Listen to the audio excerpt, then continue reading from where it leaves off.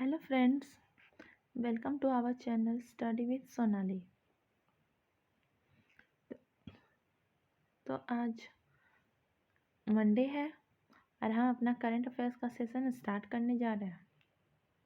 तो हमारा पहला क्वेश्चन है Prerna programme. Prerna programme started by ministry of education. किसके द्वारा स्टार्ट किया गया है? मिनिस्ट्री ऑफ एजुकेशन के द्वारा। It includes students of class 9 to 12th it includes student of 9 to 12th 9 से लेके 12 तक के स्टूडेंट्स को इसमें इंक्लूड किया गया है। It begins at Mehsana district of Gujarat. कहाँ से स्टार्ट किया गया? गुजरात के मेहसाना डिस्ट्रिक्ट से। इसका एम क्या था? इसका एम था to improve the education sector. Education का जो सेक्टर है उसमें इम्प्रूवमेंट देखा जाए, इसके लिए ही प्रेरणा प्रोग्राम लाया गया है। तो अभी जब हम इतना पढ़ें तो यहाँ पे हम एजुकेशन मिनिस्टर के बारे में भी जान लेते हैं कि एजुकेशन मिनिस्टर कौन है। तो Dharmendra Pradhan is our education minister. Now next question,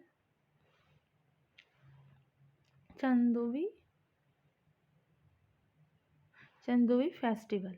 Chandubi festival जो है it is celebrated in Assam. कहाँ स्टार्ट हुआ है ये?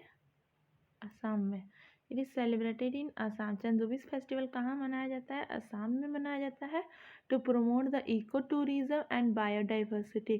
इसमें इको टूरिज्म को बहुत ही खूबसूरत बनाने के लिए बढ़ावा देने के लिए और बायोडाइवर्सिटी को तो बढ़ावा देना ही है ही।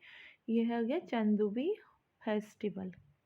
ठीक है, तो चंदोवी फेस्टिवल, इसका नाम चंदोवी क्यों पड़ा? तो इसे हम देखने के लिए समझेंगे कि वहाँ एक लेक है। असम में एक लेक था, उसका नाम चंदोवी था। ये लेक कब बना है? 1897 में। 1897 में अर्थक्वेक के कारण वहाँ पे एक लेक का फॉर्मेशन हो गया और उसका नाम चंदोवी फेस्टिवल, उस लेक का नाम चंदोवी रखा गया और उसी पे इस फेस्टिवल का नाम चंदोवी फेस्टिवल भी पड़ा।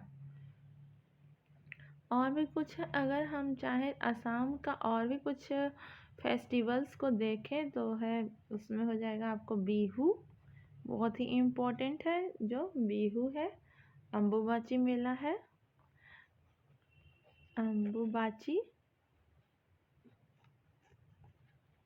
अम्बुबाची मेला हो गया और वैसागु भी हुआ।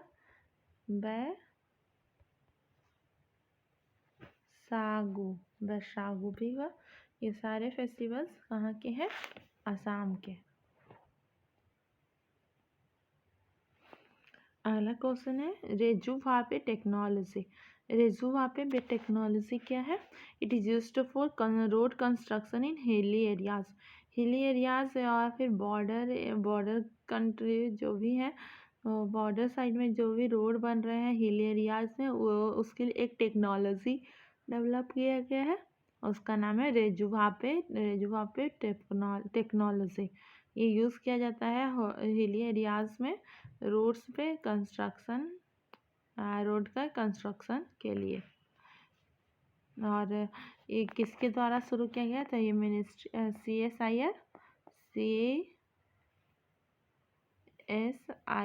CSIR के द्वारा डेवलप किया गया। Next one, according to National Statistical Office NSO, estimate GDP growth rate of India in financial year 2023-24 is 7.3।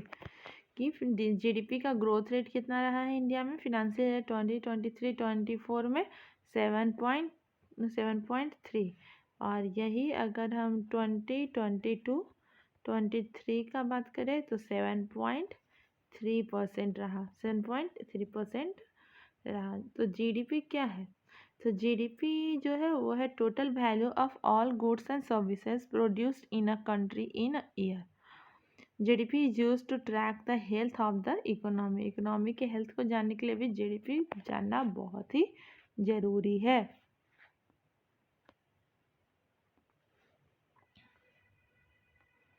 Next one, appointed as executive director of Asian Development Bank. Asian Development Bank के executive director कौन बने हैं?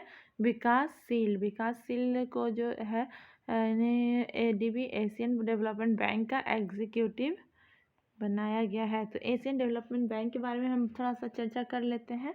Asian Development Bank का establishment कब हुआ है? Established हुआ है कब? ये 19 दिसंबर 1966 सॉरी 1966 19 दिसंबर 1966 को इसका इस्टेब्लिशमेंट हुआ है। और इसका अगर हेड क्वार्टर का बात किए तो ये है मनीला, फिलीपींस में। कहाँ है? Manila, Manila Philippines. फिलीपींस के मनीला में इसका हेड क्वार्टर है। Next one, Indira Mani Pandey. Indira Mani Pandey assumes role as secretary general of BIMSTEC. BIMSTEC के सेक्रेटरी जनरल की तरह इंदिरा मनी पांडे जो है उन्हें चुना गया है। इंदिरा मनी पांडे को बिम्स्टेक के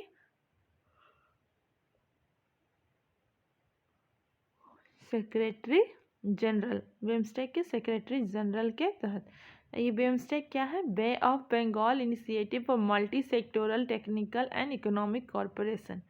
बे of Bengal initiative for multi sectoral technical and economy corporation. इसका हेड क्वार्टर कहाँ है? ढाका, बांग्लादेश में है। कहाँ है इसका हेड क्वार्टर? ढाका बांग्लादेश में है। और हम बिम्स्टेक में अगर मेंबर की बात करें तो 7 मेंबर्स हैं। कितने मेंबर्स हैं? 7 मेंबर्स हैं, जिसमें है बांग्लादेश है, भूटान है,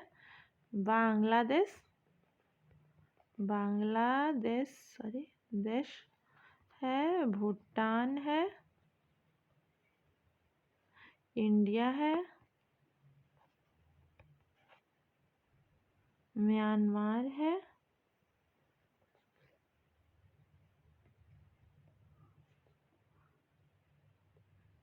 नेपाल है, श्रीलंका और थाईलैंड। एक है थाईलैंड। टोटल 10 कंट्रीज हो गया।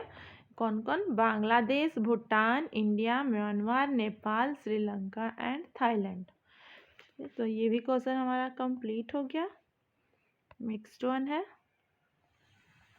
ISRO's first sun mission successfully injected into final orbit Lagrange point 1।